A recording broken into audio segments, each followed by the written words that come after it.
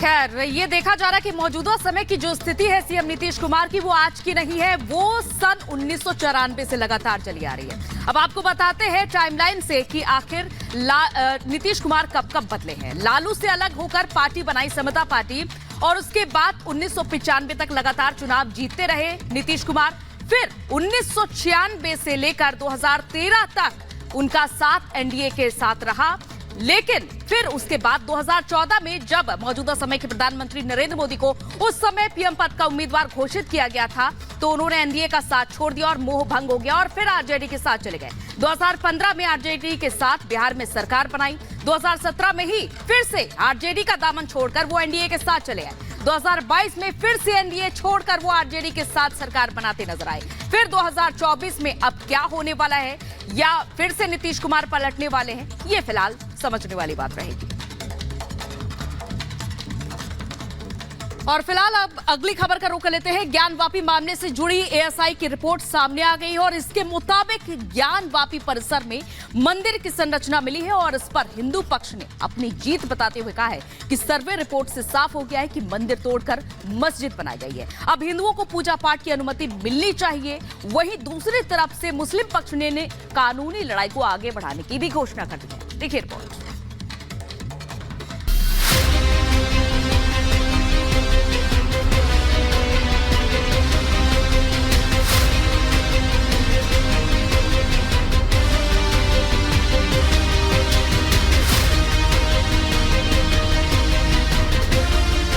वाराणसी में ज्ञानवापी मस्जिद के अंदर एएसआई ने सर्वे किया और लगभग 3 महीने बाद सर्वे की रिपोर्ट सामने आ गई। 839 पेज की इस रिपोर्ट में कहा गया कि मौजूदा ढांचे के निर्माण से पहले यहाँ एक बड़ा हिंदू मंदिर मौजूद था। इस सर्वे रिपोर्ट को दोनों हिंदू और मुस्लिम पक्ष को सौंप दिया गया है। एएसआई को ज्ञानवापी परिसर में भव्य हिंदू मंदिर तोड़कर उसके ढांचे पर मस्जिद निर्माण के प्रमाण मिले हैं।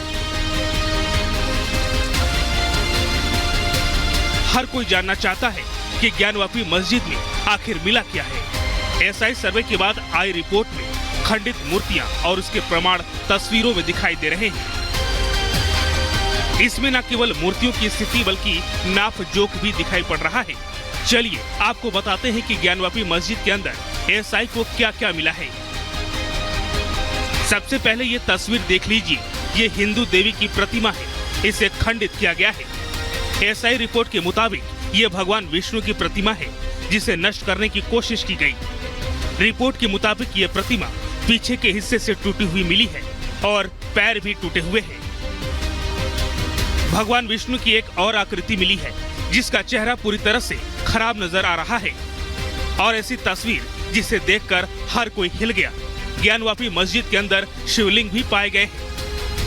ये खंडित शिवलिंग की तस्वीर है जो ज्ञानवापी मस्जिद के अंदर से पाई गई है। ये भगवान गणेश की प्रतिमा है जिसमें आंखें और सूंड साफ तौर पर नजर आ रही हैं, जिसे मिटाने की कोशिश की गई है। ज्ञानवापी के अंदर राम भक्त हनुमान की भी प्रतिमा पाई गई जिसे मिटाने की भरपूर कोशिश की गई। राम भक्त हनुमान की एक और प्रतिमा ज्ञानवापी मस्जिद के अंदर से मिली है। एएसआई रिपोर्ट के मुताबिक ये सभी खंडित हो चुकी हैं।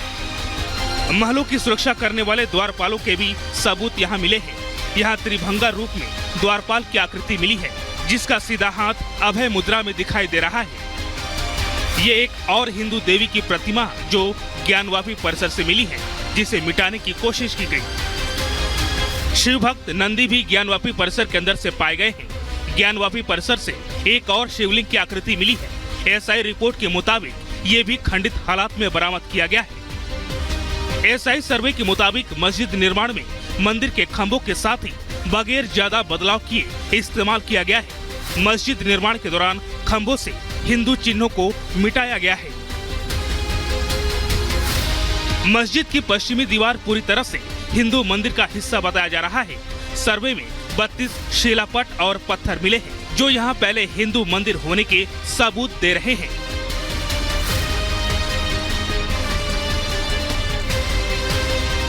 शिलापटों में तेलुगु, देवनागरी और कन्नड़ में आलेख लिखे हैं। एक शिलापट में जनार्दन, रुद्र और उमेश्वर लिखा है जबकि एक और शिलापट में महामुक्ति मंडप लिखा हुआ है। मस्जिद के कई हिस्सों में मंदिर का ढांचा मिला है। मस्जिद के अंदर से घड़े बरामद हुए और सिक्के भी बरामद हुए हैं। एएसआई रिपोर्ट के बाद हिंदुओं की मांग है कि उन्हें पूजा करने की अनुमति दी जाए। हालांकि मुस्लिम पक्ष सभी दावों को खारिज कर रहा है। Bureau report, Republic Bharat.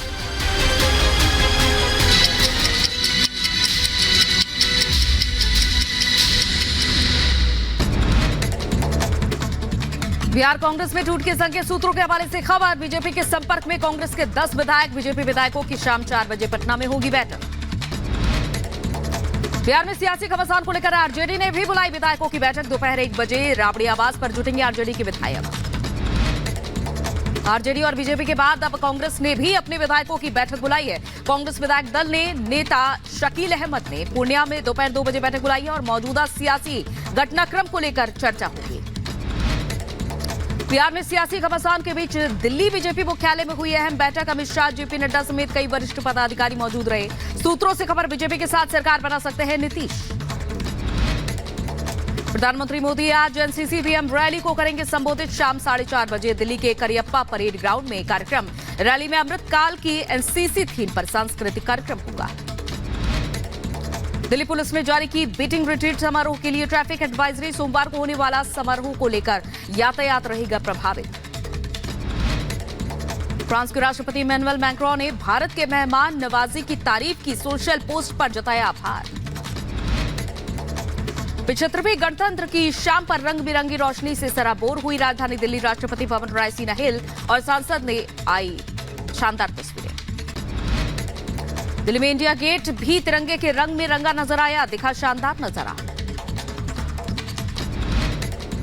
Ayodhya में रामलला के दर्शन के लिए श्रद्धालुओं की उमड़ी भारी भीड़। शुक्रवार को 3,25,000 श्रद्धालुओं ने प्रभु के दर्शन किए।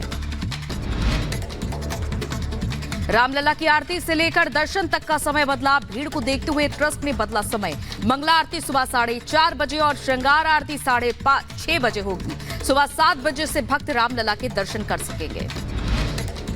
पश्चिम बंगाल फर्जी प्रमाण पत्र घोटाले में आज सुप्रीम कोर्ट की 5 जजों की संवैधानिक पीठ करेगी सुनवाई। सीबीआई जांच को लेकर कलकत्ता हाईकोर्ट की 2 बेंच ने अलग अलग सुनाया था फैसला।